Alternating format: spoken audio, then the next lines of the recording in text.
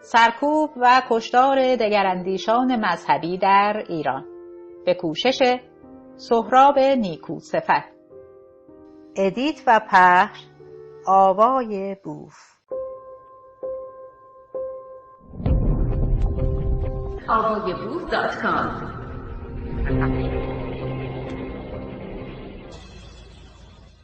درگیری بابیان با نیروهای دولتی در زنجان 1266 هجری قمری برابر با 1850 میلادی. ملا محمد علی زنجانی متولد 1227 هجری قمری برابر با 1811 میلادی، مقتول 5 ربیع الاول 1267 هجری قمری برابر با 8 ژانویه 1851 میلادی. پیش از پیوستن به باب از روحانیون سرشناس زنجان به شمار می آمد، اما به دلیل برداشت‌های نو و متفاوت خود با مخالفت روحانیون شیعه روبرو بود.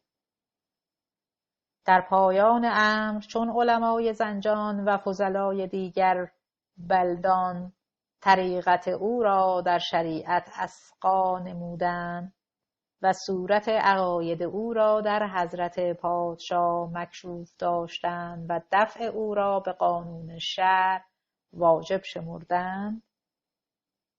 پایان نقل. در همین زمینه محمد جواد خرموجی می نویسد چون مخالفتش با سایر علمای آن سامان بی پایان آمد، ناچار فقهای آن دیار مراتب را به دربار شهریار تاجدار محمد شاه قاضی اظهار داشته حسب الامر به دارالخلافه احضار و در خانه محمود خان کلانتر شهر سکونت اختیار کرد. پایان نقل بود. روضة الصفا درباره او می نویسد ملا محمد علی بعد از روزگاری توقف در زنجان قبول عامه کامل و مرجعیتی تمام حاصل کرد. پایان نقل بود. در این زمان ملا محمد علی از طریق یک زنجانی که از سفر شیراز بازگشته بود با عقاید سید باب آشنا می شود. عبدالاحد زنجانی می نویسد احمد نامی زنجانی در شیراز از ادعای باب اطلاع پیدا می کند و به او می گرود. باب توسط او نامه‌هایی برای علمای زنجان می فرستد، اما از بین آنها تنها ملا محمد علی دعوت او را قبول می کند و در نامه‌ای به باب اظهار ایمان می کند. باب در جواب او را به لقب حجت مخاطب قرار می دهد. پایان نقل قول. درباره چگونگی ایمان آوردن ملا محمد علی به باب در روضة الصفا آمده است. مراسلات متعدد به باب فرستاد و اظهار اشتیاق و خلوص کرد. او نیز جوابهای مهرانگیز ارادتخیز به مولانا نگاشت. گرچه ملاقات سوری واقع نگردید، لکن مولانا به حسن ظن ارادت باب گزید و دل بر متابعت وی نهاد و عامه خلایق را بدان طریق دعوت کرد و بیشتر اهالی زنجان گردن بر چنبره طاعتش نهادند و بنده‌وار در اجرای اوامرش ستادند. پایان نقل بود.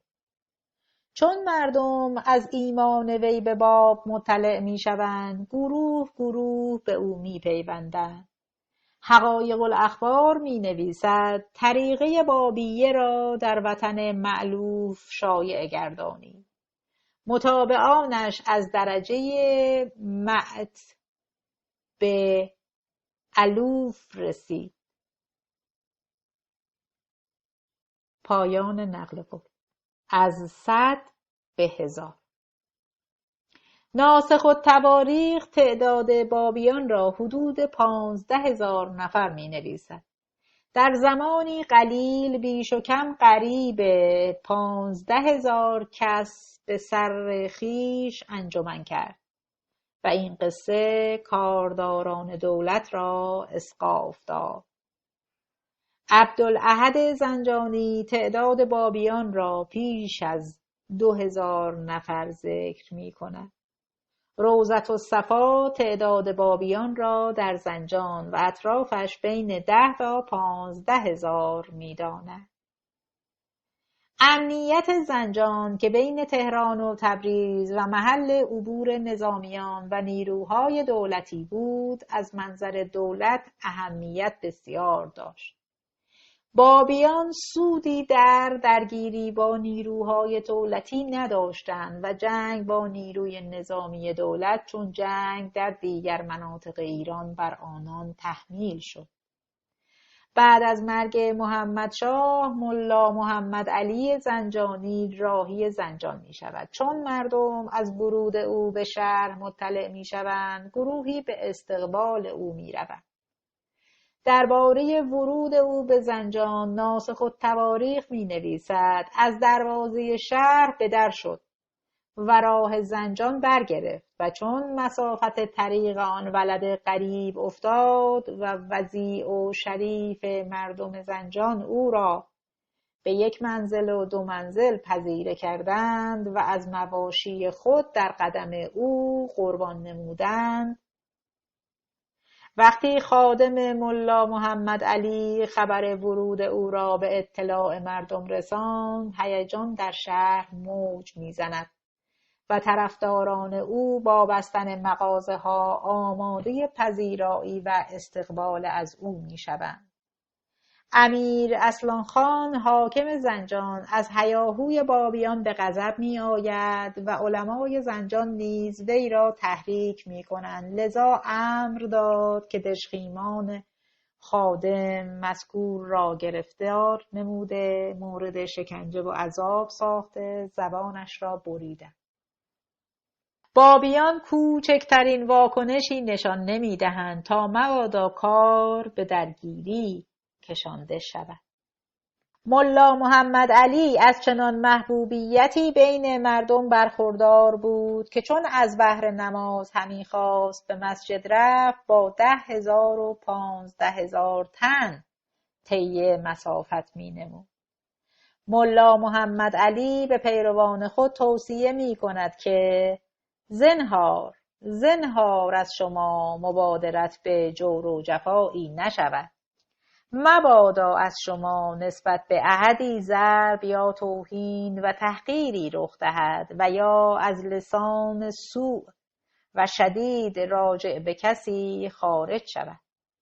باید با همه مهربان باشید و مانند پدر و فرزند و برادر و خویشاوند با یکدیگر معاشرت نمایید.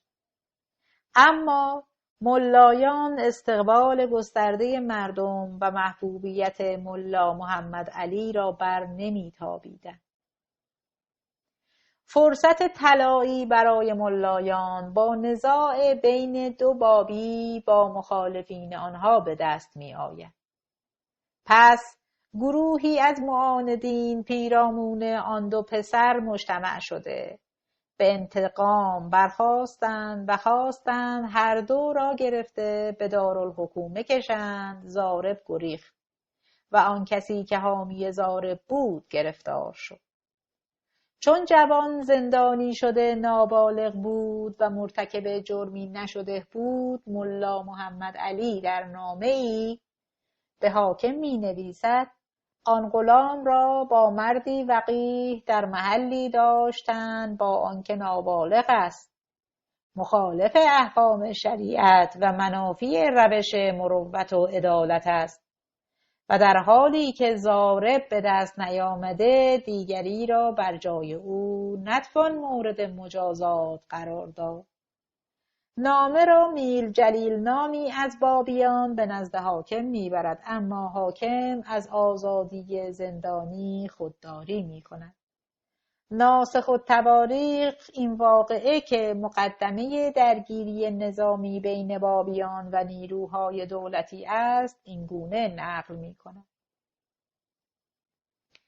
یک روز چنان افتاد که یک تن از پیروان ملا محمد علی با عمال دیوان عصیانی کرد و امیر اصلان خان بفرمود تا او را مأخوذ داشته به حبس خانه افکندند.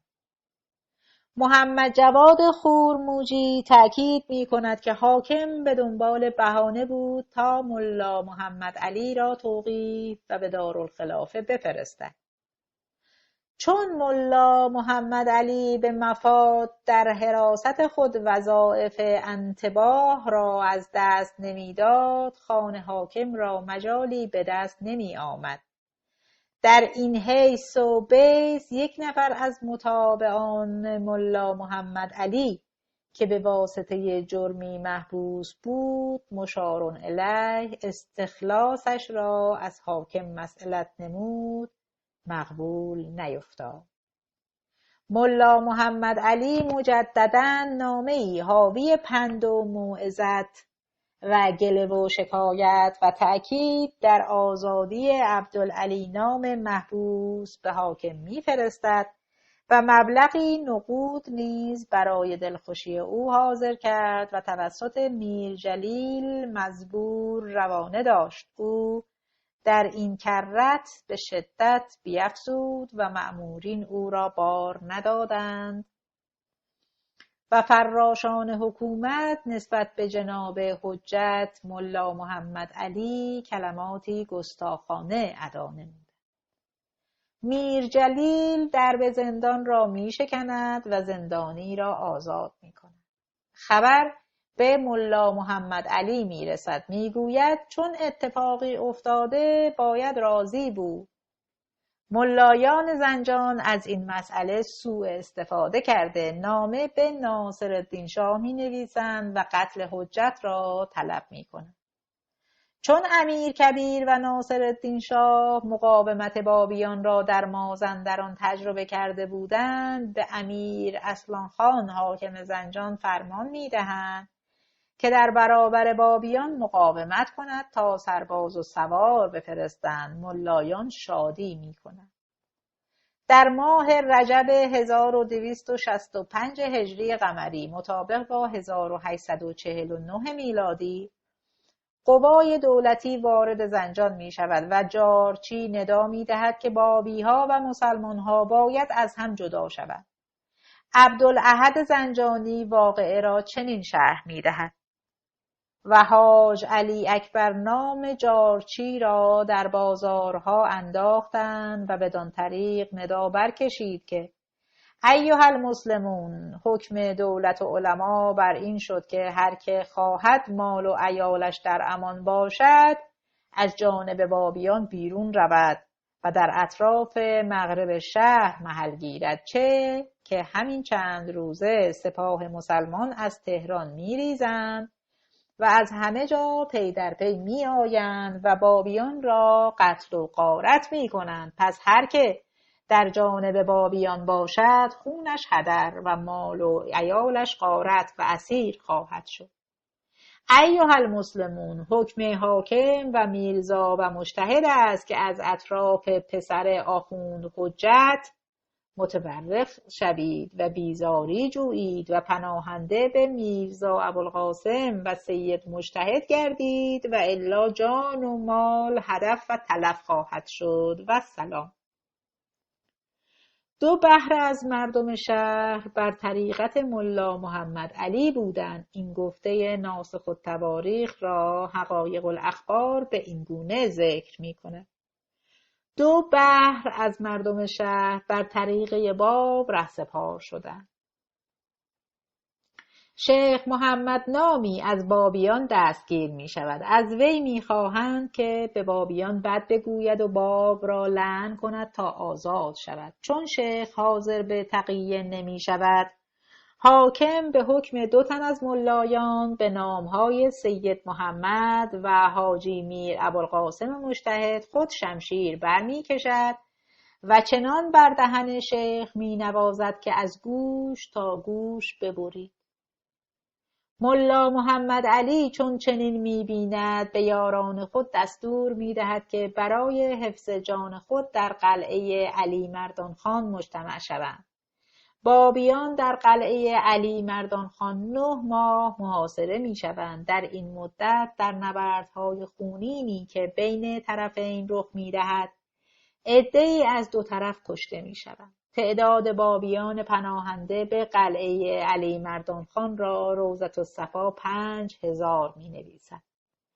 قریب 5000 کس از مردان جان به عزم رزم اتفاق کردند و حال و مال و خون و عیال خود را در راه آن گمراه بذل و انفاق نمودند. روضة الصفا تعداد بابیان کشته شده در زنجان را 2000 تن ذکر کرده است. ناسخ التواریخ درباره سرانجام قیام زنجان چنین می نویسد: امیر اصلان خان نیک اندیشه کرد که اگر به کشش و کوشش بر آن جماعت غلبه جوید، گروهی از سرباز نیز بر سر این کار خواهد گذاشت و همچنان در شریعت قتل آن جماعت را واجب می دانست. پس خدیعت با ایشان و نقض پیمان را عیبی نشمرد و آن جماعت را اطمینان خاطر فرستاد و ایشان از سنگرهای خود بیرون شده به لشکرگاه آمدند و مکشوف داشتند که ملا محمد علی بمرده و جسد او را در سرای او به خاک سپردند. در این وقت امیر اصلان خان و محمد خان و سران سپاه آسوده خاطر به سرای او در رفتند و جسد او را از خاک برآورده ریسمانی بر پایش استوار کردند و به 3 روز در کوچه و بازار شهر زنجان به خاک و خاره بکشیدند و اموالی که از مردم به غارت آورده در سرای او انباشته کرده بودند غنیمت لشکریان گشت.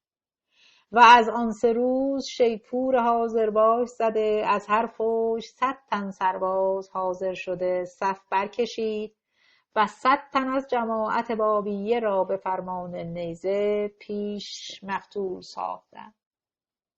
حاجی کاظم قلتوقی و مشهدی سلیمان بزاز را به دهان خمپاره بسته آتش در زدند.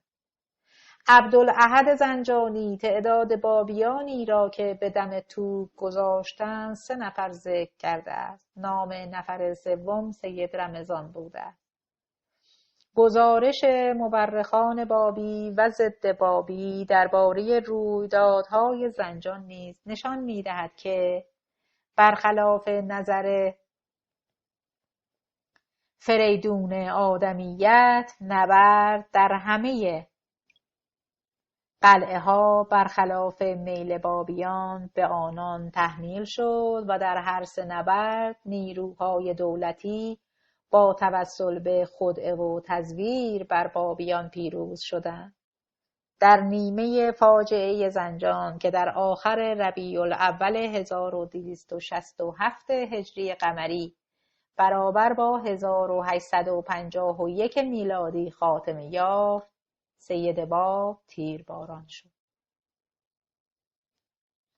تیرباران سید باب 28 شعبان 1266 هجری قمری برابر با 9 جولای 1850 میلادی. سید باب با اعلام ادعای خود ایران خواب آلوده دوران قاجار را تکان داد. در سر تا سر ایران هر روز گروه تازه‌ای به دین نو می‌گرویدند. دولتیان گرچه در آغاز با بابی‌ها مدارا می‌کردند، اما به تدریج از اقبال مردم به باب نگران شدند. در این میان فشار روحانیت شیعه برای سرکوب بابی‌ها نیز افزایش یافت. درگیری‌های نظامی مازندران و جنگ زنجان امیرکبیر صدر اعظم ناصرالدین شاه را به شدت ترساند. امیرکبیر گمان می‌کرد که با اعدام باب جنبش بابیه را سرکوب و خاموش خواهد کرد ناسخ التواریخ می نویسد چون فتنه ملا محمد علی زنجانی معروض درگاه سلطانی افتاد، میرزا تقی خان امیر نظام حاضر حضرت شاهنشاه ایران شده زمین ببوسید و معروض داشت که هنوز اراضی مازندران و زمین شیخ طبرسی از آلایش خون جماعت بابیه لعلگون است و بسیار از لشکریان در آن رزمگاه تباه گشتند. با این همه اینک در زنجان ملا محمد علی فتنه دیگر طراز کرده و جنگ و جوش دیگر به ساز آورده و چندان که میرزا علی محمد باب زنده باشد اصحاب او از پای نخواهند نشست.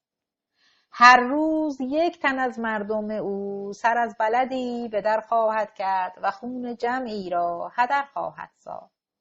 بهتر آن است که باب را به معرض هلاک و دمار کشانند و یکباره این فتنه را بنشانند.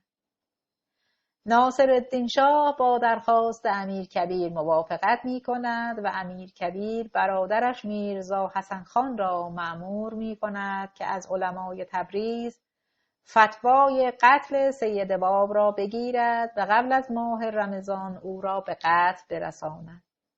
در 28 شعبان 1266 سید باب را به همراه یکی از پیروانش به نام ملا محمد علی زنوزی در تبریز تیرباران می کند. ناسخ التواریخ درباره شهامت ملا محمد علی یار همراه باب در وقت اعدام می نویسد ملا محمد علی هیچ از عقیدت خود بازگشت ننمود و زن و فرزند و اطفال خردسال او را حاضر کردند تا مگر بر ایشان غمنده شود و از این کردار نابهنجار باز آید. مفید نیفتاد و خواستار شد که مرا نخست بکشید و آنگاه قصد باب کنید. حسن مرسلوند درباره شهامت و استقامت ملا محمد علی می نویسد چون التماس‌های زن در او تأثیر نکرد گفت اگر به من رحم نمی کنی بدین طفل کوچک بیگناه بینوا رحم کن. زن این بگفت و طفل را به سوی او فرستاد. دخترک دامن پدر گرفت و به ترکی به پدر گفت گل بابا او یمزح کیداق، یعنی بابا بیا برویم به خانه. منظره‌ای سخت وحشتناک و جانسوز بود، ولی ملا محمد علی رو به زوجه خود کرده گفت ای زن تو را به کار مردان چه کار؟ بردار طفل را و به خوبی تربیتش کن، مثل آنکه به زبان حال می گفت. سپس خم شد و صورت دختر خود را بوسید و گفت دختر عزیزم برو به خانه و من اکنون خواهم آمد. تمام مردم از این استقامت در شگفت ماندند. امیرکبیر با اعدام سید باب به هدف خود نابودی جنبش بابیه و تحمیل سکوت بر جامعه دست نیافت. پس از اعدام باب اقبال مردم به مذمت نو فزونی گرفت، هرچند که این فاجعه دست حاکمان و روحانیت شیعه را در کشتار سراسری و گسترده بابی‌ها باز کرد.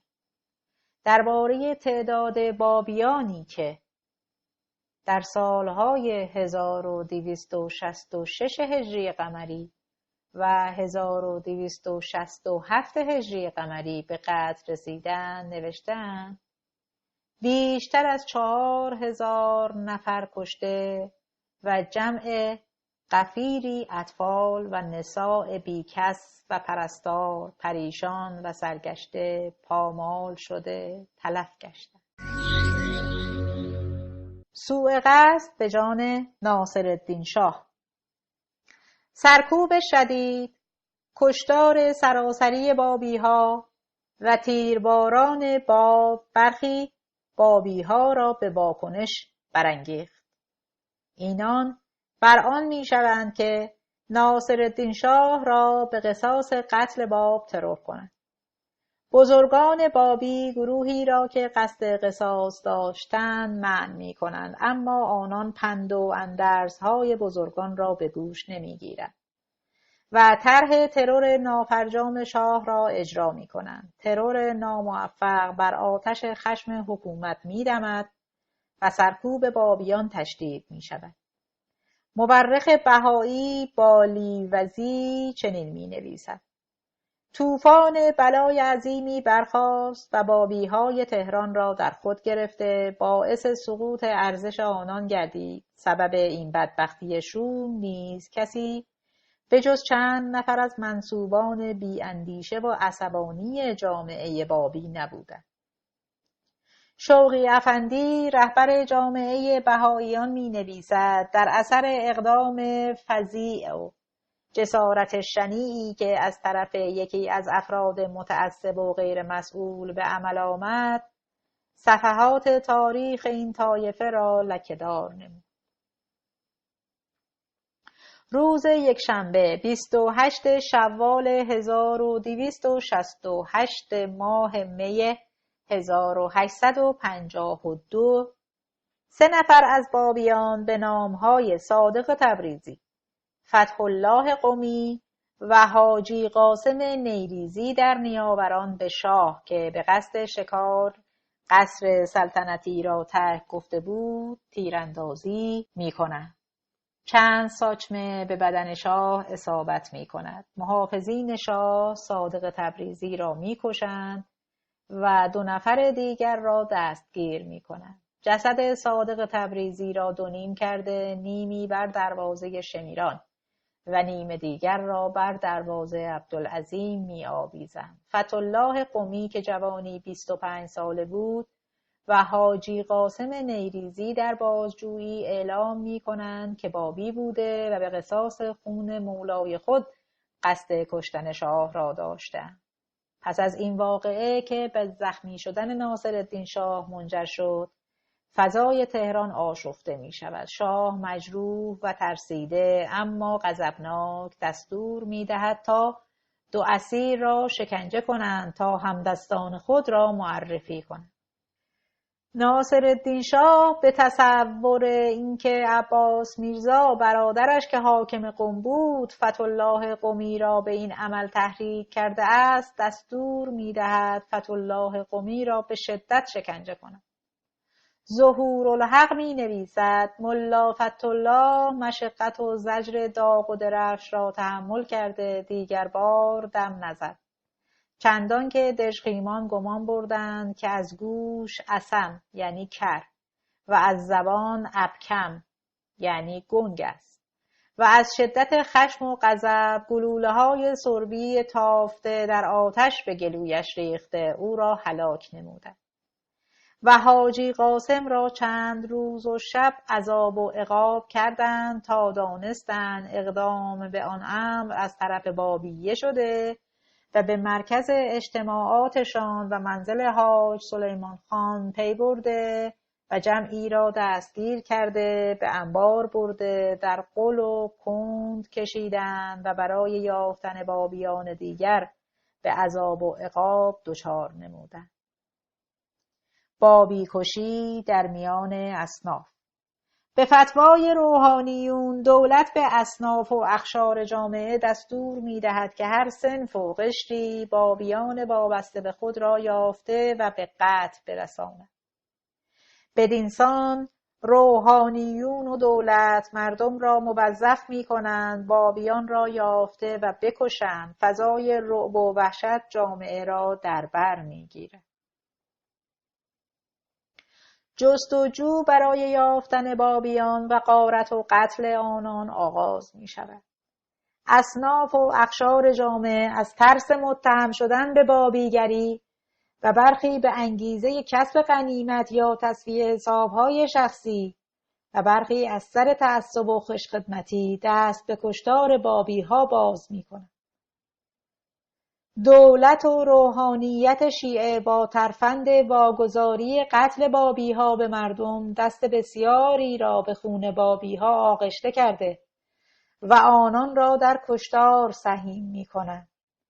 پولاک در سفرنامه خود می‌نویسد: به شاه فهمانده بودند که بابیان بین کلیه اقشار جامعه وجود دارند. از این رو شاه که سخت ترسیده بود تصمیم به نابودی جامعه بابی میگیرد و از این رو فراش باشی یعنی حاجی علی خان را که به سنگدلی معروف بود مأمور قلع و قمع آنها می کند. او به دستور شاه بابیان دستگیر شده را برای اجرای حکم اعدام بین تمام اصناف دولتی، نظامی و غیر دولتی تقسیم می کند. هدف این بود که دست مردم را به خون بابیان آلوده کرده و اگر بابیانی در میان اصناف باشند آنها را در ریختن خون همکیشان خود سهیم کند. حاجی علی ذهن کارسازی پر عذابترین و نفرت انگیزترین شیوه های مرگ را ابداع کرد. بستن محکوم به دهانه توپ و پاره پاره کردن او را مجازات خفیفی می دانستند و فقط یک بار اجرا کردند. بدنها را تکه تکه و مسله می کردند، زیر چرخ می انداختند، می سوزاندند، پاها را نعل می کردند و زجر دیده ها را با این حال وادار به راه رفتن می کردند. بدنها را سوراخ و در آن شمع فرو می بردند و با تأکید تمام مقرر بود که هر فردی از افراد هر واحد باید شخصاً در عمل شکنجه شرکت جوید. محکومان جسارت و استقامتی که ناشی از تعصب آنها بود از خود نشان دادند. احدی توبه نکرد و از هیچ کس فریادی و ناله‌ای از سردرد بر نیامد. من خود شاهد اعدام قرةالعین بودم که به دست وزیر جنگ و آجودانهایش انجام گرفت. این زن زیبا مرگ تدریجی را با قدرتی فوق بشری تحمل کرد. در این میان بسیاری را حاجی علی به بابیگری متهم کرد و اموال آنها به غارت رفت. در ولایات نیز حکام به کشتار دست جمعی دست زدند. معاذا این خطر نه از سر شاه رفع شد و نه از سر مملکت. حکم دولت به منبع درآمدی برای دژخیمان ناصرالدین شاه نیز بدل شد. ثروتمندان را برای باجگیری به بابیگری متهم می‌کردند. تصفیه حساب‌های شخصی و سیاسی نیز باب روز شد.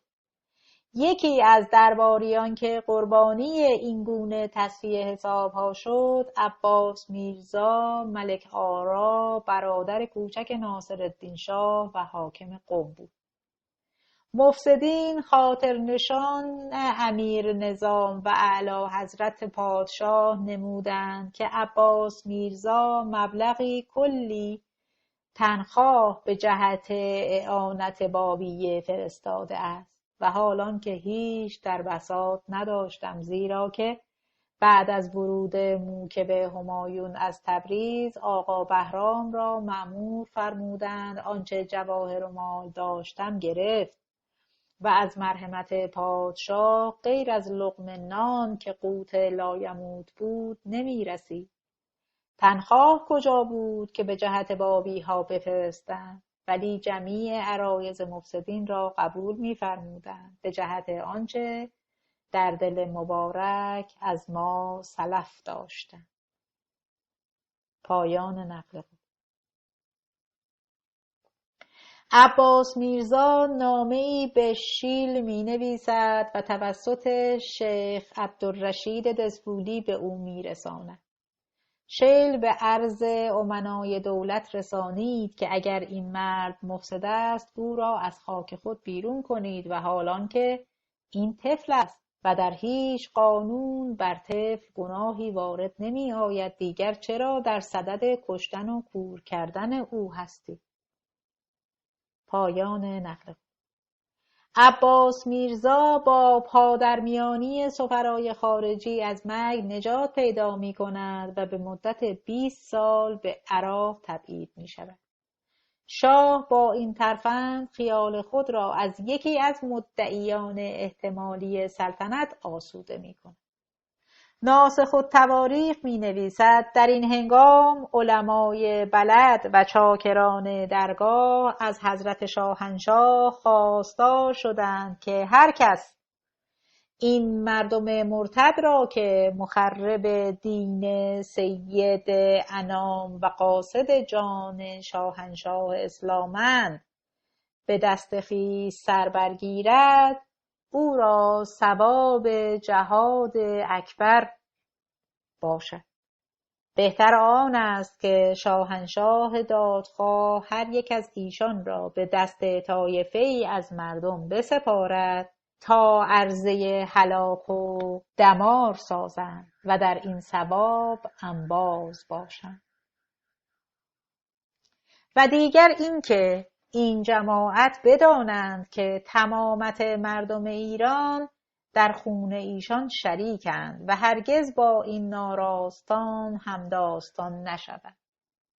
شاهنشاه ایران این سخن را پسنده داشت و صدر اعظم نیز خط قبول بر این منشور گذاشت. لاجرم ملا شیخ علی را روز چهارشنبه سلخ ذی‌قعده علمای شهر حاضر کردند و دیگر باره عقاید او را فحص نمودند و او را کافر و ملحد یافتند و به قتل او شتافتند. ناسخ التواریخ فهرست اسامی محکومان بابی را که برای اجرای حکم اعدام بین اصناف تقسیم شدند را چنین می نویسد. سید حسن خراسانی را به شاهزادگان سپردند تا آنان او را با تیغ پاره پاره کنند. ملا زین العابدین یزدی را مستوفی الممالک و دیگر مستوفیان کشتند. ملا حسین خراسانی را نظام الملک و میرزا سعید خان و اتباع وزارت دول خارجه مقتول ساختند. میرزا عبدالوهاب شیرازی که در بلده کاظمین یک چند روز خویش را به دعوت طریقت میرزا علی محمد باب می‌گذاشت و فقها از آن بلده به طرد و منعش اخراج کردند، به دست جعفر قلی خان برادر صدر اعظم و فرزندان او میرزا علی خان و موسی خان و ذوالفقار خان مقتول شد. ملا فتحالله قمی ولد ملا علی صحاف که بدن مبارک پادشاه را بر زخم گلوله جراحت کرد فرمان رفت تا در نیاوران بدن او را از چند جای سوراخ کردند و بن شمع فرو دادند و شمعها را برافروختند. در این وقت حاجی علی خان فراشباشی حاجب الدوله پشت او را هدف گلوله ساخت و فراشان او را با کارد و دشنه پاره پاره کردند. شیخ عباس تهرانی را امرای دربار و خوانین والاتبار بکشتند. محمد باقر نجف آبادی را که به اقرار و اعتراف خویش در مقاتلت مازندران و زنجان با جماعت بابیه حاضر بوده پیش خدمتان حضور پادشاه تباه ساختند. محمد تقی شیرازی را اسدالله خان میراخور و رایزان و خدمه بار بند پادشاهی مأخوذ داشته نخستین نعل اسب بر پای او بستند و از آن پس با تخماق و میخ سر و تنش را در هم شکستند. محمد نجف آبادی را آیشیک آقاسی و جارچی باشی و نسخچی باشی و اتباع ایشان مقتول ساختند. میرزا محمد نیریزی را که در نیریز و مازندران و زنجان به اتفاق جماعت بابیه رزم داده بود میرزا محمد خان سرکشیک و یوزباشیان و غلام پیشخدمتان نابود نمودند. محمد علی نجف آبادی را به دست خمپارچیان سپردند تا نخست چشم او برکندند و آنگاهش بر خمپاره بسته آتش در زدند. سید حسین یزدی را عزیزخان آجودانباشی و میران پنجه و سرتیپان و سرهنگان مقتول ساختند. آقا مهدی کاشی را نیز فراشان به قتل آوردند. میرزا نبی دوابندی را به مدرسه دارالفنون فرستادند تا معلم و متعلم فراهم شده او را پاره پاره کردند. میرزا رفیع نوری را سوار نظام از پای درآوردند. میرزا محمود قزوینی را جماعت زنبورکچیان به هدف زنبوره بستند و جسدش را با کارد و دشنه از هم باز کردند. حسین میلانی را که دیهی از توابع اسکوست و جماعت بابیه او را مکنا به حضرت ابا عبدالله نموده بودند، سربازان افواج به حکم نیزه پیش کشتند. ملا عبدالکریم قزوینی را جماعت توپچیان که حاضر رکاب بودند مقتول ساختند. لطف علی شیرازی را جماعت شاطران عرض هلاک و دمار ساختند. نجف خمسه‌ای را به مردم شهر سپردند تا با چوب و سنگ زمین را از خونش لعل رنگ کردند. حاجی میرزا جانی تاجر کاشی را آقا مهدی ملک التجار و دیگر تاجران و بازرگانان هر یک جراحتی کردند تا از پای درآمد. حسن خمسه‌ای را نصرالله خان سالارخان و خدمتکاران مطبخ خاص مقتول ساختند. محمد باقر قحپایه‌ای را آقایان قاجار با تیغ آبدار به خاک افکندند. صادق زنجانی ملازم ملا شیخ علی که روز نخست در پای اسب شاهنشاه از پای درآمد فرمان رفت تا جسد او را به چند پاره کرده از دروازه‌های شهر بیاویختند. حاجی سلیمان خان را که خانه‌اش محل رجال بابیه بود به اتفاق قاسم نیریزی که خود را وصی سید یحیی می‌دانست بر حسب فرمان آقا حسن نایب فراشخانه به دارالخلافه تهران آورد و بدن ایشان را سوراخ‌های فراوان کرده بن شمع در برد و شمع‌ها را بیفروخت و اهل طرب را حاضر کرده با ایشان از ارک سلطانی به میان شهر و بازار عبور داد و مردم شهر صغیر و کبیر زبان به لعن و نفرین بگشودند و از بام و در بر سر ایشان خاکستر بباریدند. بدین گونه طی مسافت کرده در بیرون دروازه شاهزاده عبدالعظیم فراشان دشخیم حاضر شده تن ایشان را به 4 پاره کردند و از 4 دروازه بیاویختند. در این زمان سید حسین کاتب یزدی را که در چهریق و تبریز با سید باب در زندان بود و به دستور وی تقیه کرده بود تا از مهلک جان به در برد و بتواند الواح و لوازم مهم باب مثل مهرهای او را به بابیان برساند، در تهران دستگیر می کند. مورخ ظهورالحق درباره او می نویسد: زندانبانان مجذوب حسن اخلاق وی شده سعی در استخلاصش داشتند و صدر اعظم نیز وعده خلاصیش را داد.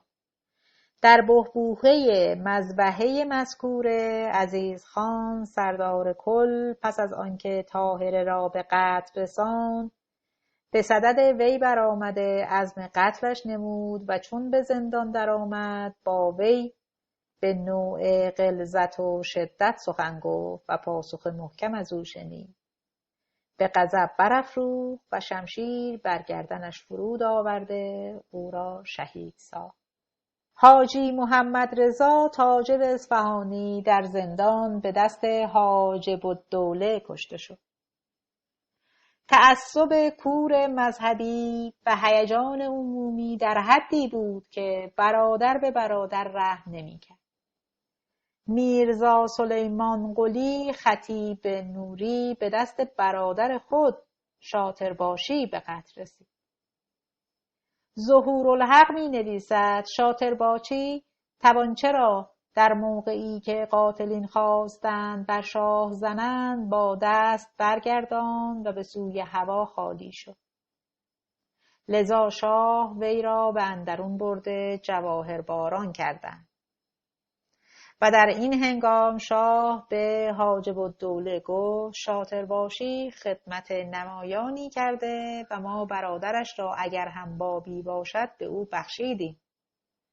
ولی شاطرباشی شبانه برادر را از انبار بیرون آورده به قتل رساند و به حاجب الدوله گفت من برادر بابی را نمیخواهم. نمونه میرزا علی محمد نیز فضای خشن آن دوران را تصویر میکند. میرزا علی محمد تازه عروسی کرده خود را در خانه مخفی نموده و تنی از مصاحبین و معاشرینش به اولیاء دولت خبر رساندند. ابانان خانه را محاصره کرده داخل شدند. او را بیرون کشیده بردند و به شهادت رساندند. قتل طاهره قرةالعین. در آن هنگامه که سرکوب بابیان به اوج رسیده بود، طاهره قرةالعین در خانه محمود خان کلانتر زندانی بود. طاهره مدتی پیش از سوء قصد به ناصرالدین شاه زندانی شده و در ترور نافرجام شاه نقشی نداشت. طاهره را به دستور عزیز خان سردار در آگوست 1852 میلادی برابر با 1268 هجری قمری در باغ ایلخانی خفه کرده جسد او را در چاهی انداخته با سنگ و خاک پر می‌کند. سفیر انگلستان در ایلان شیل در نامه‌ای به مالمزبوری چنین می‌نویسد: طاهره زن جوانی که مدت 3 سال در تهران در زندان بود، دختر یکی از مجتهدین بزرگ اسلامی بوده است و در بین بابیان به عنوان یک برگزیده الهی مورد احترام بود. به دستور شاه خفه گردیده است. سر پرسی سایکس می نویسد 2 سال بعد ناصرالدین شاه مورد سوء قصد 4 نفر بابی که عریضه ای در دست داشتند قرار گرفت. شاه از ران زخم برداشت و خبر مرگ او انتشار یافت. مجازاتی که برای سوء قصد کنندگان معین گردید بسیار وحشیانه بود. در مورد 2 نفر حکم شد آنها را شمع‌آجین کردند، یعنی سینه هر یک را سوراخ کرده 4 شمع گذاشتند و بعد با یک تبر کوچک آنها را 4 شقه کرده و هر شقه را به یک دروازه تهران آویختند. بزرگان جامعه بابی جان خود را در این ماجرا از دست می‌دهند و بابیانی که توانسته بودند جان به در ببرند یا در گوشه و کنار ایران به حال اختفا زندگی می‌کردند و یا راهی عراق شدند. سرکوب و کشتار در حدی بود که جنبش بابیه برای مدتی از نفس افتاد. در این دوران که تاریک‌ترین و خونین‌ترین دوران جنبش بابیه بود، یکی از بزرگان بابی به نام میرزا حسین علی نوری بهاءالله که در زندان بود، از همان زندان با سازی جامعه بابی را پی گرفت. میرزا حسین علی بعد از اعدام سید باب و پیش از ترور نافرجام شاه به دستور امیرکبیر به کربلا تبعید شده و مدت 1 سال در آنجا اقامت می‌کند. بازگشت او به ایران با سوء قصد به جان ناصرالدین شاه همزمان می‌شود. در آن زمان تهران در تب کشتار بابی‌ها می‌سوخت. یکی از مراکز تجمع بابیان خانه سلیمان خان بود. حاجب الدوله عباس نوکر سلیمان خان را جلب می‌کند. او به گفته بالیوزی 81 نفر بابی را که به خانه ارباب او رفت آمد داشتند لو می‌دهد. 38 نفر این گروه زندانی می‌شوند. بقیه را نمی‌توانند دستگیر کنند. هر بار که عباس را با بهاءالله روبرو می‌کنند شهادت می‌دهد که او را ندیده است.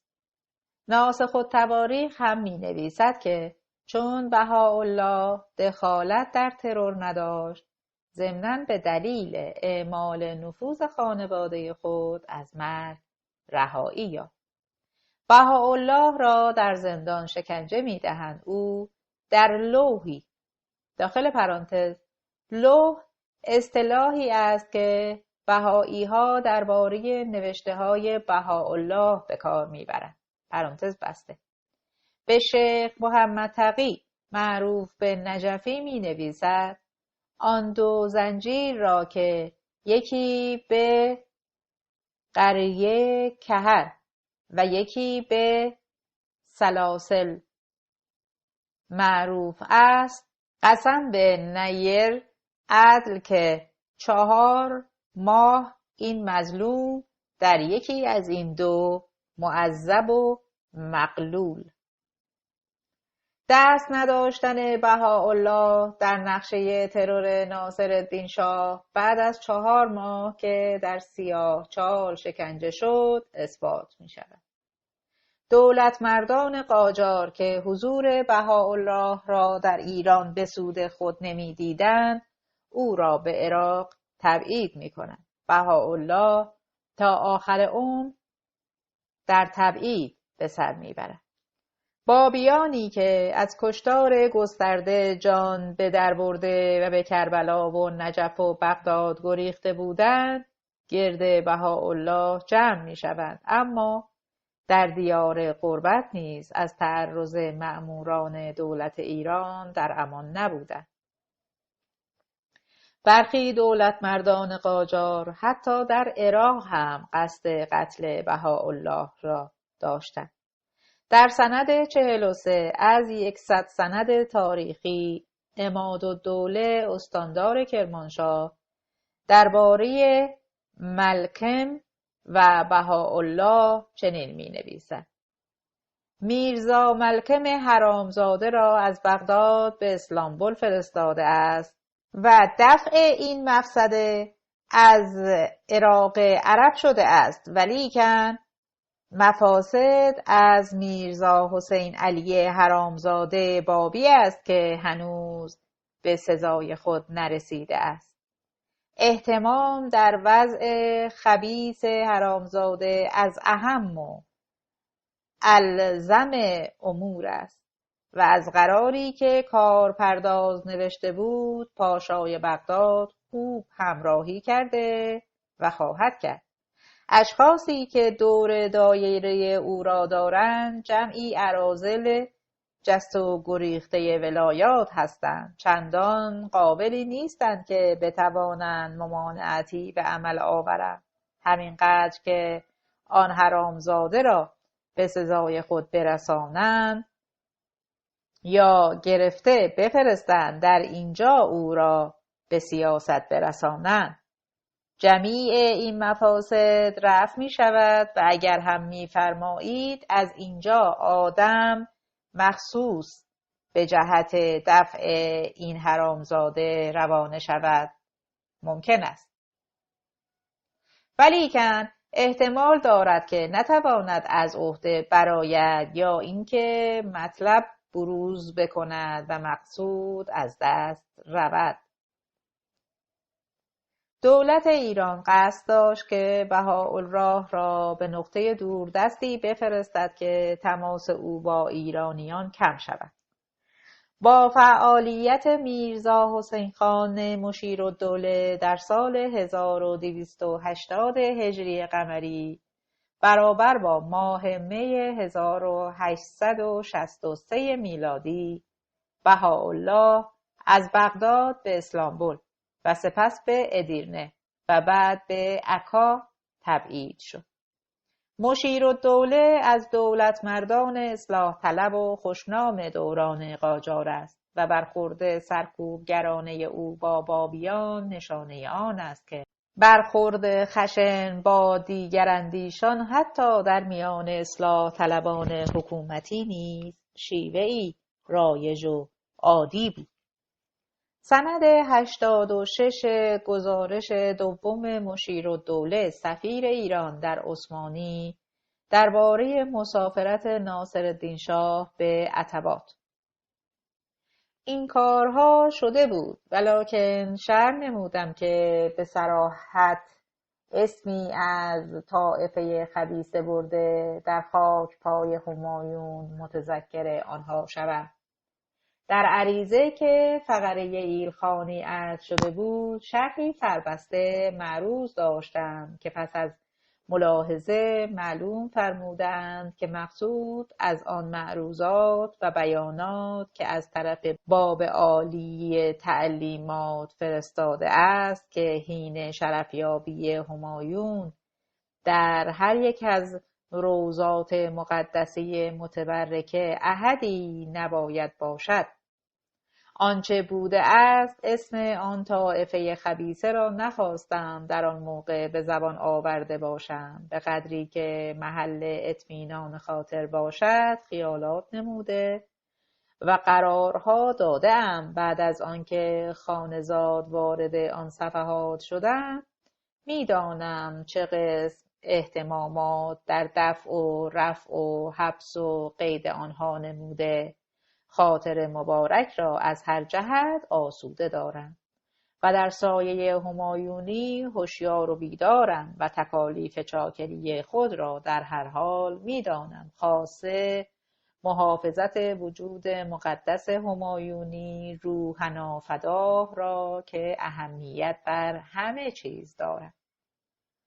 الامر الاشرف الاعلی متا. پشت کاغذ مهر عبده الراجی محمد حسین. این سند به زمانی نوشته شده است که ناصرالدین شاه قصد زیارت کربلا را داشت و از حضور بابیان در آن شهر بیمناک بود. مشیرالدوله مأمور می شود که بابیان را به کمک دولت عثمانی از مرزهای ایران به نقاط دور دست دیگری تبعید کند. فاضل مازندرانی در ظهورالحق درباره حوادث سال 1288 هجری قمری برابر با 1871 میلادی و ورود ناصرالدین شاه به کربلا می نویسد: ملا محمد خویی از علمای ساکن عراق عرب که از شاگردان حاج شیخ مرتضی انصاری بود به واسطه معاشرت با برخی از بهائیان به آیین جدید می پیوندد. یکی از آشنایان او به نام سید زکریا قزوینی از این امر آگاه می شود و به خدعه اطلاعاتی از ملا محمد خویی کسب و به روحانیون گزارش می کند. روحانیون فتوا بر کفر و قتل ملا محمد خویی می دهند و هنگامی که ناصرالدین شاه به کربلا می رسد به دستیاری کنسول ایران وی را به قتل می رساند. 1 سال بعد از تبعید میرزا حسین علی بهاءالله به عکا، سفیر ایران در باب عالی در نامه‌ای که برای دولت ایران می نویسد اطمینان می دهد که ترتیبی داده‌ام که او به غیر از عیال و فرزندانش ملاقاتی نداشته باشد و از خانه‌ای که در آن زندانی است خارج نشود. به عباس قلی خان قنصول ایران در دمشق دستور داده‌ام که به عکا برود و مستقیما با حاکم آنجا شرایط را برای ادامه این حبس فراهم کند. به او دستور داده‌ام که نماینده‌ای از خود در عکا تعیین کند تا مطمئن باشد که دستورات باب عالی کاملا اجرا می شود و خود او هر 3 ماه یک بار برای اطمینان خاطر به عکا برود و به سفیر گزارش بدهد. بدین ترتیب بابیان در خارج از ایران هم از تعقیب و آزار و سرکوب در امان نبودند. اعدام بابیان در شهرهای ایران. پس از سوء قصد به جانشاه در پایتخت فرمان شاهی برای عموم حکام و فرمانروایان و خوانین و علما متنفذین کل اقطار ایران صدور یافت که طایفه بابیه به موجب فتوای مجتهدین و مراجع احکام خارج از دین اسلام و ضال و مضل انام و دشمن پادشاهند باید همگی همت بر قلع و قمعشان بگمارند. آنان را مهدور الدم و مباح الاموال شناسند و همگی را یا به تهران فرستند و یا به قتل رسانند. بعد از این فرمان نه فقط تهران که سر تا سر ایران به میدان تاخت و تاز متحجران، متعصبان و فرصت طلبان بدل می شود. عمال دولتی زن و مرد و اطفال بابیان را شکنجه می کنند، اموال آنها را به غارت می برند و برخی را می کشند و برخی را در زندان به قتل می رسانند. نمونه هایی از کشتار بابیان در شهرهای ایران می تواند فضای زمانه را تصویر کند. آذربایجان. به امر حاکم تبریز سواران دولتی به سرکردگی بشیر نامی مأمور دستگیری بابیان میلان از توابع اسکو می شود. شبانه به راهنمایی 2 نفر از اهالی محل که بابیان را می شناختند به خانه های آنها حمله و اموالشان را غارت می کند. 7 نفر بابی را دستگیر و با غل و زنجیر به تهران می فرستند. از این 7 نفر 6 نفر در طول 5 سال در زندان در اثر وحشیانه ترین شکنجه ها جان می دهند. محمد تقی و برادرش آقا عباس حاج عوض و آقا حسین ابن آقا خلیل، آقا حسن و آقا حسین پسران عبدالرحیم متدرجاً در طول مدت 5 سال از حبس به خواری و سختی درگذشتند و فقط آقا کاظم پس از 6 سال حبس در انبار آزاد شد. بشرویه خراسان. در بشرویه خراسان سید حسن مجتهد از آقا محمد رضای مجتهد طبسی درباره برخورد با بابیان کسب تکلیف می‌کند. او فرمان می‌دهد که 7 بابی بشرویه را به طبس اعزام کرده و اگر توبه نکردند به مجازات برسانند.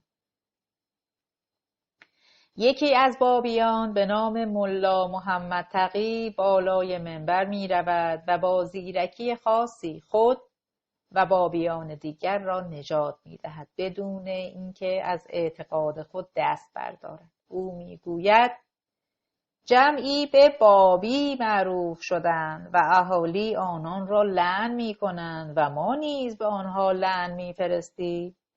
این بگفت و از منبر نزول کرده به خانه خود رفت. مردم تحریک شده معنای جمله را در نمی یابند و راضی و متفرق می شوند. تیر مجتهد به سنگ می خورد.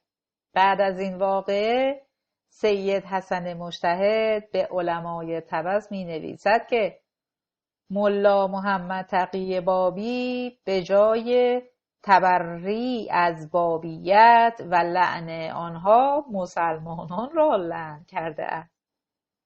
ملای سلیم النفسی به نام ملا عبدالعظیم به یاری بابیان طبز می آید و آنها را از مرگ نجات می دهد. او در جواب سید حسن مجتهد می گوید جمله‌ای که ملا محمد تقی ادا کرده کافی است.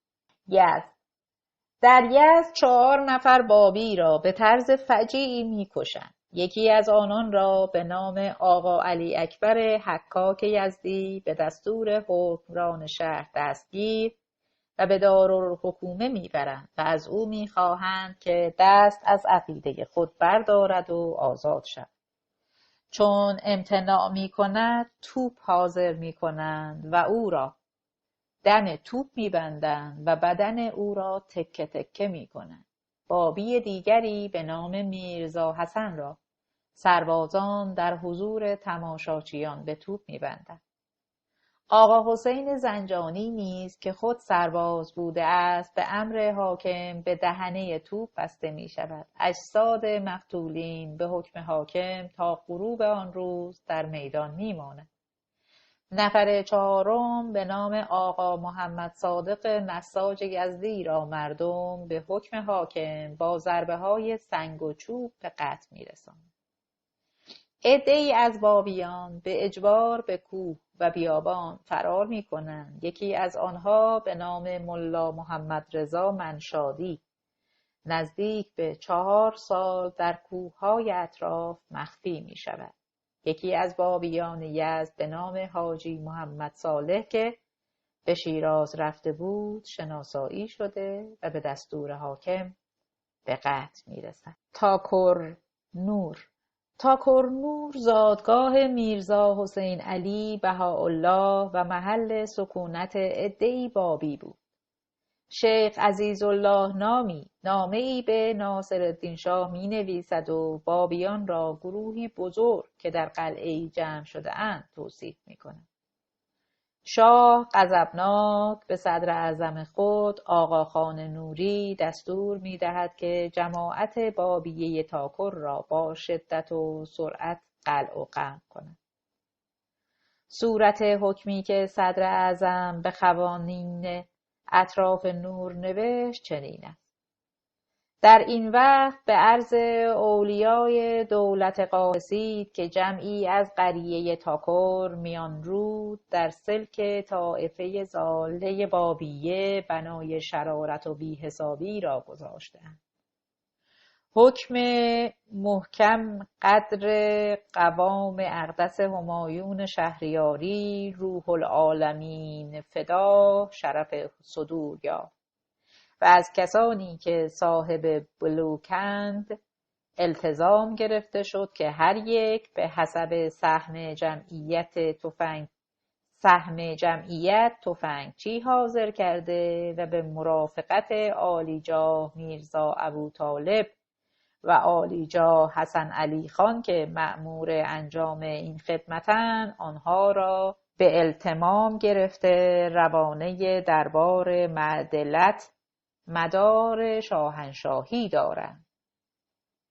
حرر فی شهر ذی حجة الحرام 1268 عبد آقاخان ابن اسد.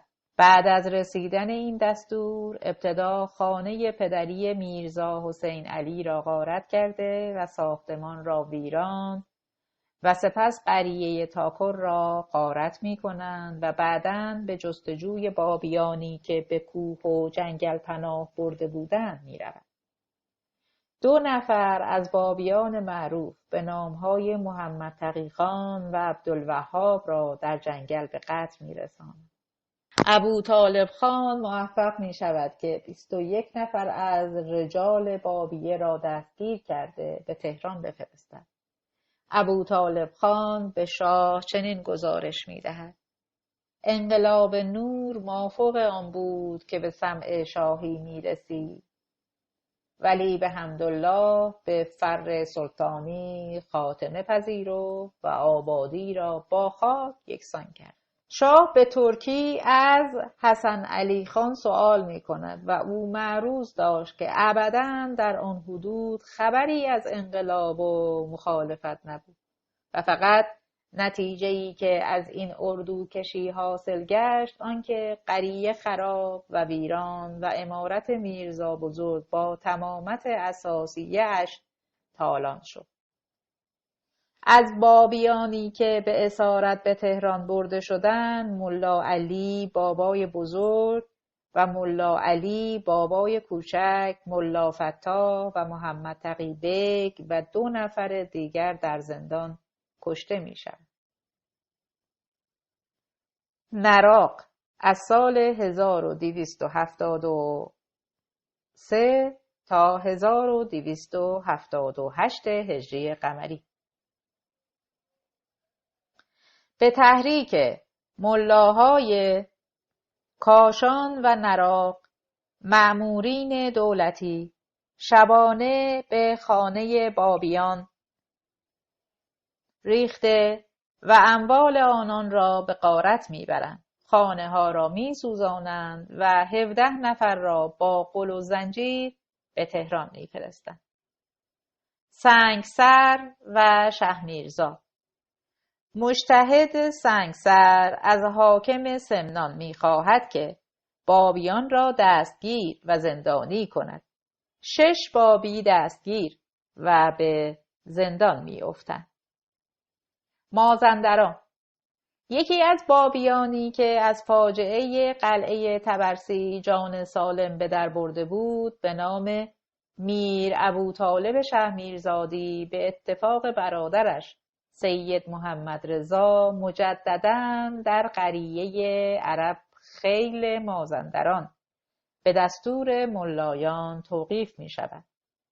خدا مراد خان سرتیپ رئیس سواران کرد و ترک 2 برادر را اسیراً مغلولاً به طرف تهران میبرد.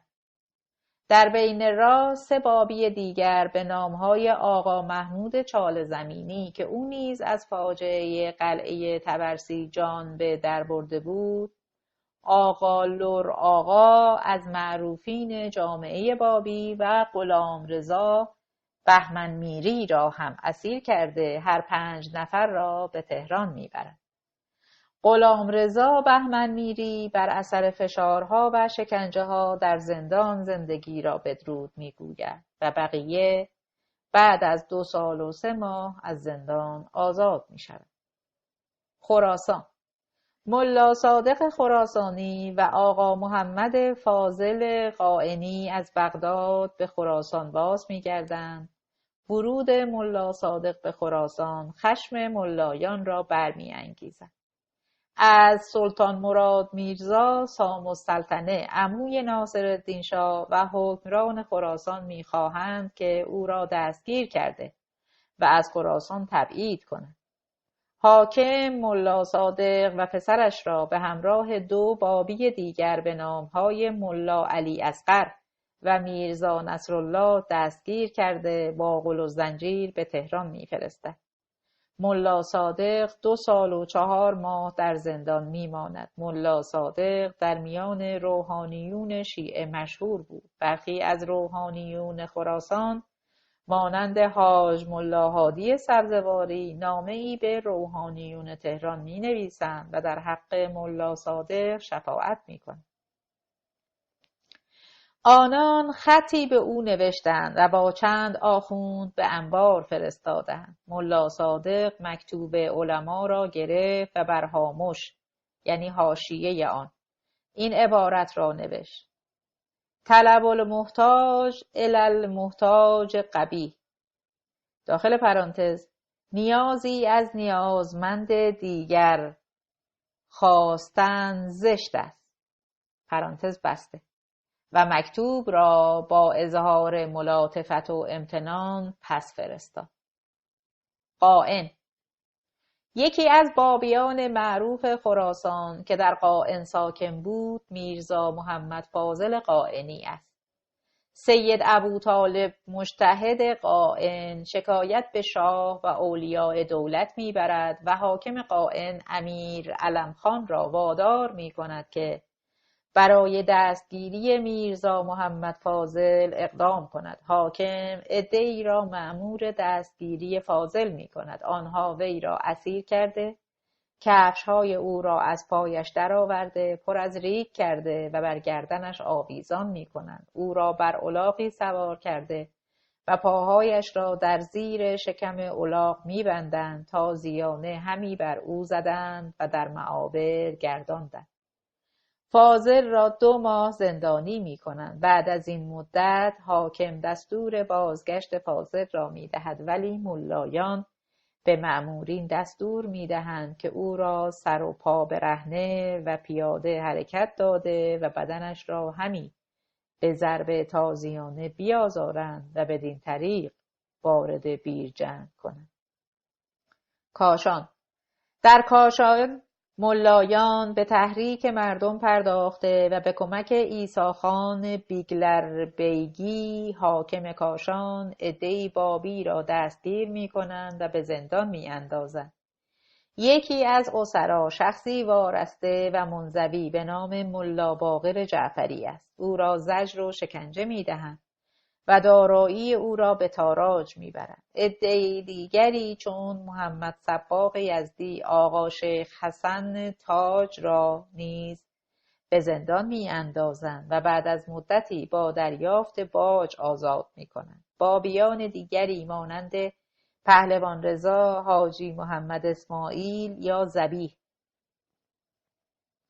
و شیخ ابوالقاسم مازگانی را کند و زنجیر کرده به تهران میبرند و در انباری زندانی میکنند. یکی از زندانیان در زندان میمیرد و دیگران بعد از مدتی آزاد میشوند. حاج محمد اسماعیل ذبیح شرح زندان خود و یارانش را به نظم کشیده.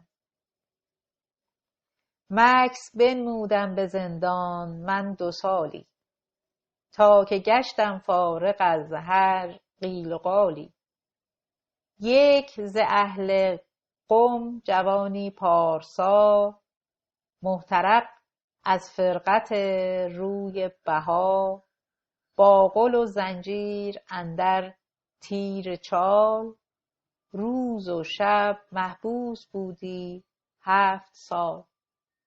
نام نیکویش بودی عبدالرسول، بنده یزدان بود و عید رسول.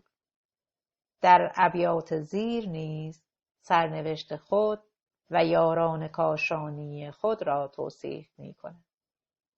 ز اهل کاشان 5 تن بودیم ما، حبس در انبار بیداد و وقا. 1 نفر از ما خلیل دهر بود، که در انبار ستم بیمار شد. عاقبت در شکر و تسلیم و رشاد، سجده بر ابهی نمود و جان بداد.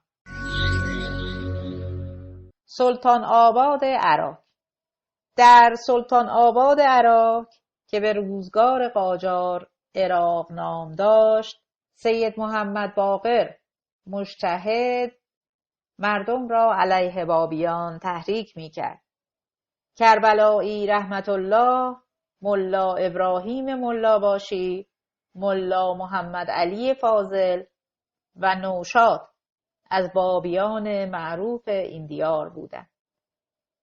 کربلایی رحمت الله از محترمین شهر و مورد احترام مردم بود. سید محمد باقر مجتهد از مخالفت یکی از ثروتمندان عراق به نام آقا محسن با اذیت و آزار بابیان آگاه بود. پس برای به دام انداختن بابیان ترفندی می اندیشید و به آقا محسن مراجعه می کند و از او می خواهد که جلسه‌ای تشکیل داده و درباره آیین بابی تحقیقات کند. آقا محسن گماشته خود را می‌فرستد و از 4 بابی مشهور در شهر دعوت می‌کند تا برای مذاکره به خانه سید محمد باقر مجتهد بروند. سید محمد باقر مجتهد جمعی از طرفداران تحریک شده خود را دعوت و به آنها دستور می‌دهد که با اشاره او کار بابی‌ها را تمام کنند. چون کربلایی رحمت الله وارد می‌شود، مجتهد شروع به صحبت می‌کند و سؤال می‌کند چرا مرا بابی نمی‌کنی؟ او جواب می‌دهد که شما نمی‌خواهید هدایت شوید. سید فریاد می‌کشد که مسلمانان جواب این کافر را بدهید. حاضرین در جلسه با کارد و غم بدن کربلایی رحمت الله را تکه تکه می‌کنند. مجتهد کس فرستاد ملاباشی را نیز به تزویر حاضر کردند و به شهادت رساندند. آنگاه ملا محمد علی را از مسجد آوردند و کار او را نیز ساختند و بعد از او نوشاد جوان را حاضر نموده به شهادت رساندند. دیگر بابیان شهر مخفی می شوند. فقط سید محترمه دختر میرزا حسن تفرشی که زوجه آقا میرزا معصوم مجتهد بود را در جوالی انداخته از پشت بام بر زمین افکندند و بالاخره شکایت به تهران نوشته که سید مذکور جمعی را بابی و گمراه نموده وی را به تهران برده به حبس انداختند و به شهادت رساندند. گزارش سفیر روس درباره کشتار بابیان. رضا مرزبان به استناد کتاب ایوانوف به نام نهضت بابیت در ایران بین سالهای 1264 تا 1268 هجری قمری برابر با 1848 تا 1852 میلادی از گزارش‌های سفیر روسیه به وزارت خارجه مطبوع خود یاد می‌کند. محتوای این نامه‌ها نشان دهنده نحوه برخورد دولت و روحانیت با بابیان و بعداً با بهائیان است. مرزبان از 25 نامه یاد می‌کند که از آن جمله است: 1. 3 فوریه 1848 میلادی برابر با 1264 هجری قمری. از چندی قبل تهران در حالت پر اضطرابی به سر میبرد. شیخ سیدی که در اینجا معروف است به باب و چندی پیش از شهر اصفهان به علت ایجاد ناراحتی اخراج شده بود و سال گذشته بنا به اصرار این جانب او را از سرحدهای ما که به آن نواحی تبعید شده بود دور کردند. سفیر در 24 ژانویه 1849 میلادی برابر با 1265 هجری قمری درباره بابیان به وزارت خارجه روسیه تزاری گزارش می‌دهد. این جانب تاکنون چند مرتبه به وزارت امپراتوری راجع به رهبر فرقه اسلامی که به باب معروف است گزارش داده‌اند. این فاناتیک به علت ایجاد اغتشاشاتی چند در نقاط مختلفه ایران حالیه در یکی از دههای اطراف ارومیه تحت نظر می باشد. شخص مذکور خود را نایب امام 12 معرفی می کند و عقاید مضره او طرفداران زیادی پیدا کرده و 3 روز قبل به من اطلاع دادند که طرفداران باب بین ساری و بارفروش به اهالی مازندران حمله ور شده و در حدود 100 نفر را به قتل رسانیدند و در بین مقتولین نام مصطفی خان سرکرده ایالت نیز دیده می شود. پس از مشورت امیرکبیر با عده‌ای از اعیان مازندران تصمیم گرفته شد که برای سرکوبی این فرقه بی‌بندوبار از قوای نظامی استفاده شود و به شاهزاده ملک قاسم میرزا دستور داده شده است مراقبت بیشتری در حفاظت رهبر این اخلالگران نظم اجتماعی مبذول دارد. سردار عباس قلی خان لاریجانی که از طرف دولت مأمور مبارزه با این طایفه که مسلحانه کمونیسم را ترویج می‌دهند شده بود. اظهار داشته با قوایی که در اختیار دارد قادر به مقابله با بابیان نیست، باری به هر سو نظر می‌اندازی نهضت انقلابی مشاهده می‌شود. 5 می 1849 میلادی برابر با 1265 هجری قمری طبق آخرین گزارش‌هایی که به دولت پادشاهی رسیده موفقیت‌هایی در راه مبارزه با بابیان به دست آمده و به نگرانی‌های دولت خاتمه داده است. بنا به اظهارات صدر اعظم موقعی که این فاناتیک‌ها از قلعه کوچکی که در اختیار داشته‌اند خارج می‌شده‌اند، قوای عباس قلی خان لاریجانی و سلیمان خان با آنان وارد نبرد شده، در نتیجه زد و خوردی که روی داده 1300 نفر کشته در میدان جنگ دیده شده. ولی دیگران معتقدند که بابیان را برای مذاکره دوستانه به خارج قلعه دعوت کردند و موقعی که از قلعه خارج می شده‌اند قوای سلیمان خان به آنها حمله ور شده و کشتار بیرحمانه‌ای صورت گرفته است. نباید از نظر دور داشت که در مسائل مذهبی به خصوص موقعی که با فاناتیزم توأم باشد عدم موفقیت و نارضایی تولید روح سرکشی کرده و قدرت مقاومت را زیادتر می‌کند.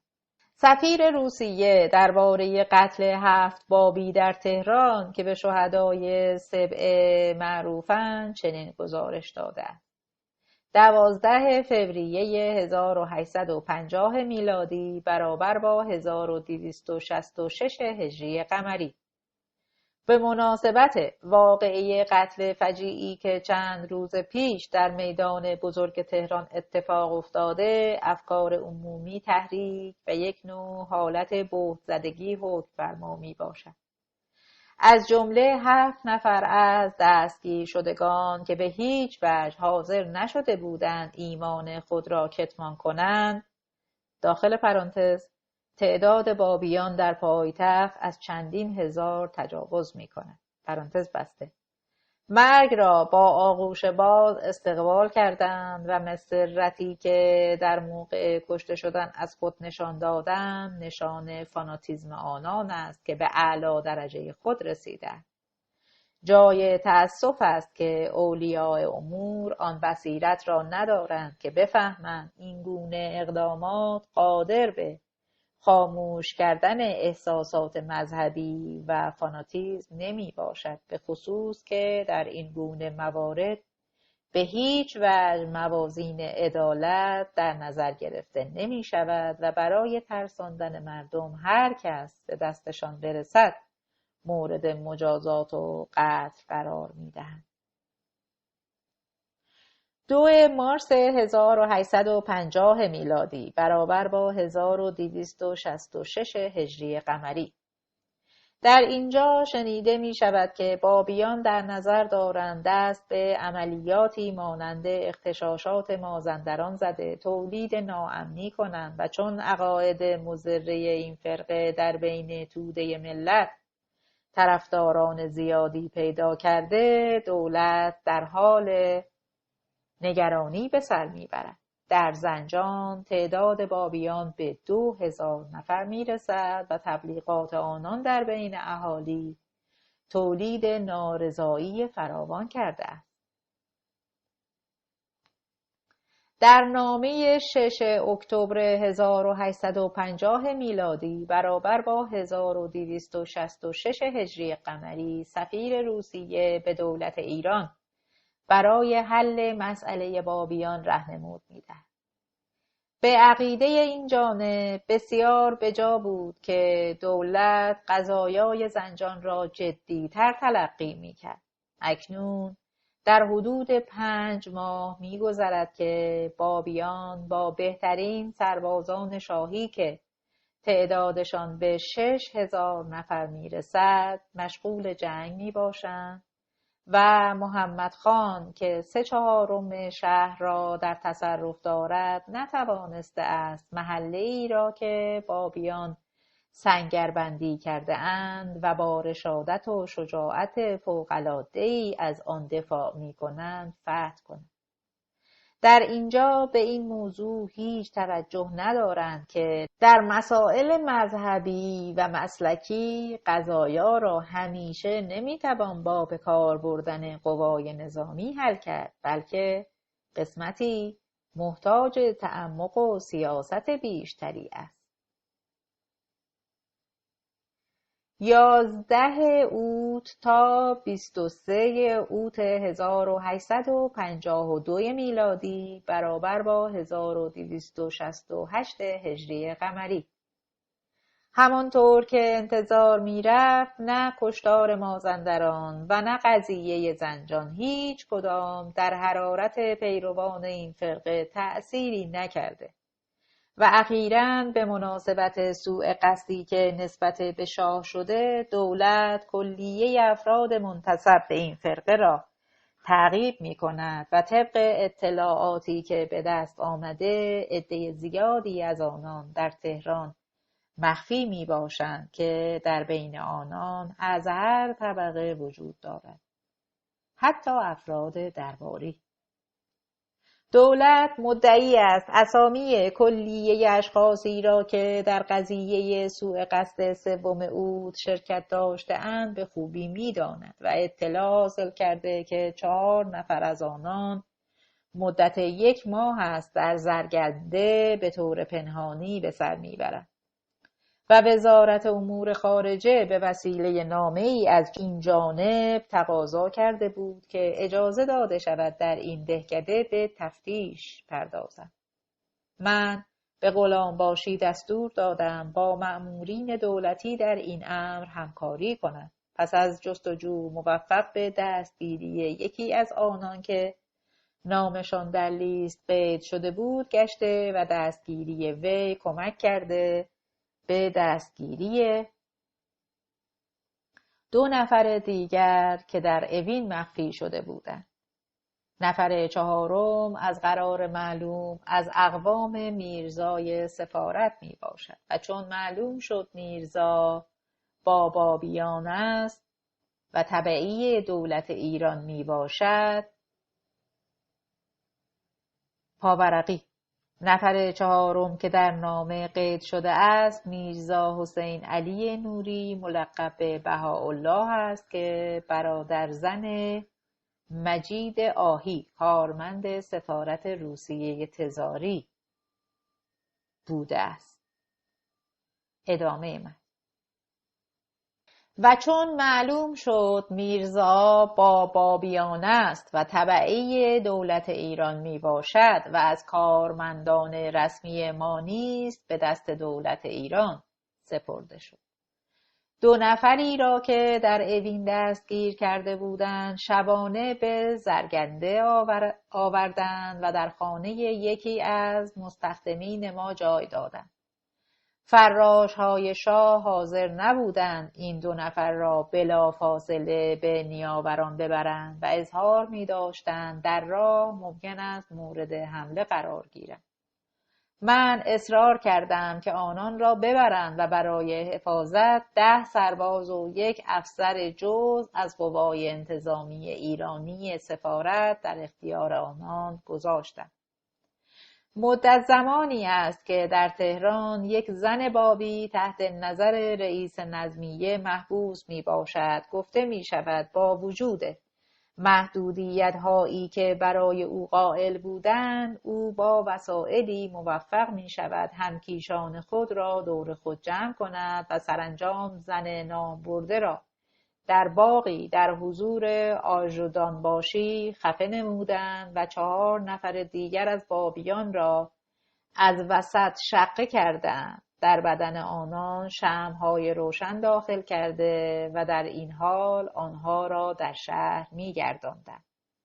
این بدبخت‌ها در حالی که به شاه ناسزا می‌گفتند اظهار شادمانی می‌کردند که به این ابهت و جلال جان می‌دهند.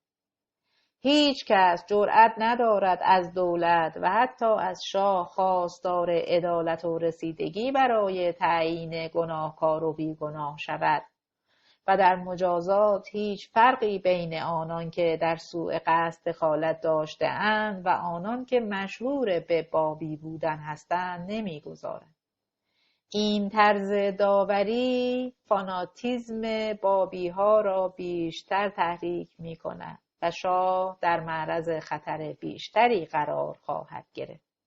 17 سپتامبر 1852 برابر با 1268 هجری. آخرین گزارش سفیر به وزیر امور خارجه بابیان آنچه از اظهارات امام جمعه درک کردند با اصول اسلام مخالف بوده و آنها را رد می کنند و ضمناً در سیاست مدعی شاه مملکت می باشند. آنان در صدد تأسیس دیانت جدیدی هستند و طرفدار تقسیم اموال به طور مساوی بوده و می توان اهداف و مقاصد سیاسی و اجتماعی آنان را به کمونیست های اروپا تشبیه کرد. سرکوب آیین بهایی. بهاءالله در سال 1285 هجری قمری برابر با 1869 میلادی در شهر ادرنه دعوی خود را آشکار و خود را شارع شریعت جدید و همان موعودی نامید که سید باب ظهور او را وعده داده بود. اکثر بابیان دعوی او را پذیرفته و بهایی می شود. اما روحانیون و مردم تا مدتها پس از آن نیز بهاییان را بابی خطاب می کنند. آیین بهایی در بستر و حوزه فرهنگی جنبش بابی پدید آمد. سید باب در کتاب بیان بشارت به ظهور امری بزرگتر از امر خود داده بود. میرزا حسین علی نوری از همان ماه‌های اولیه ظهور سید باب از طریق ملا حسین بشرویعی با دعوت باب آشنا شد و فعالانه در پیشبرد اهداف باب کوشید.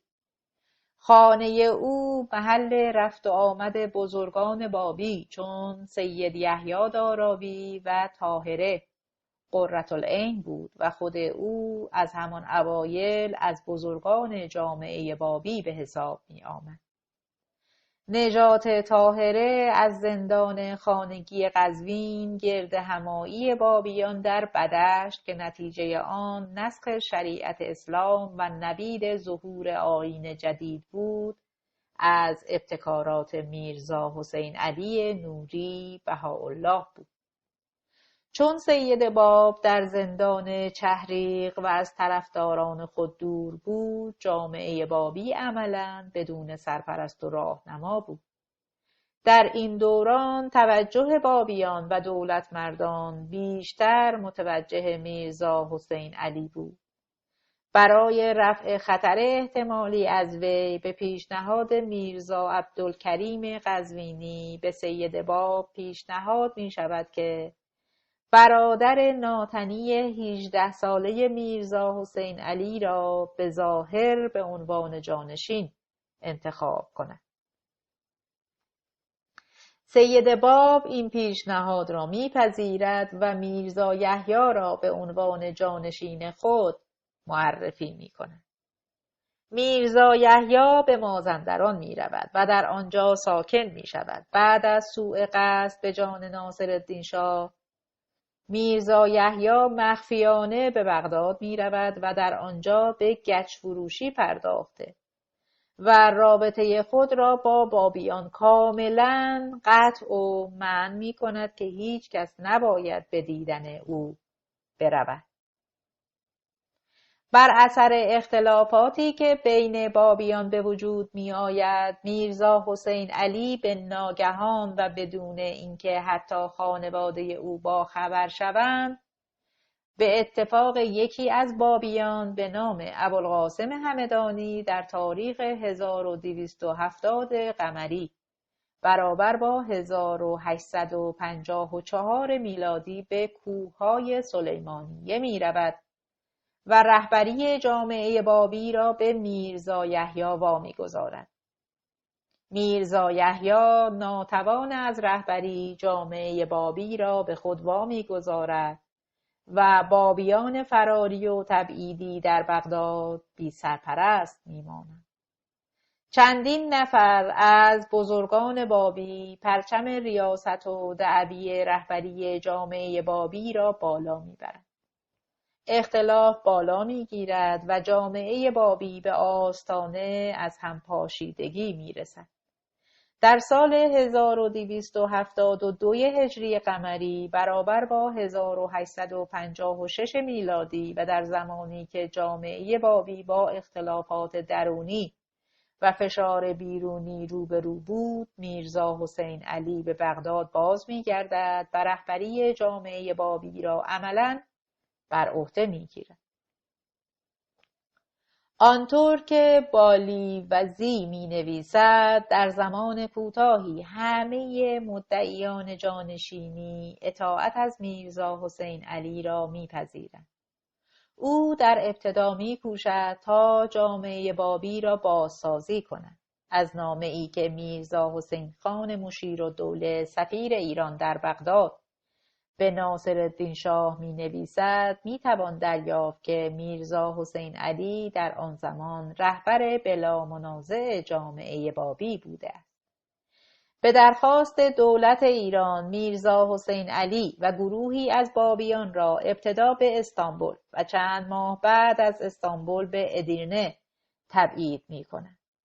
در ادرنه به سال 1284 هجری قمری برابر با 1867 میلادی میرزا حسین علی ادعای خود را علنی کرده و میگوید که او همان من یظهر اللهی، کسی که خدا او را ظاهر خواهد کرد است، که سید باب ظهور او را خبر داده است.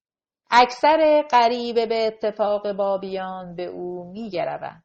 از این تاریخ کلمه بابی نسخ، پیروان میرزا حسین علی بهایی و خود او به بهاءالله معروف می‌شود.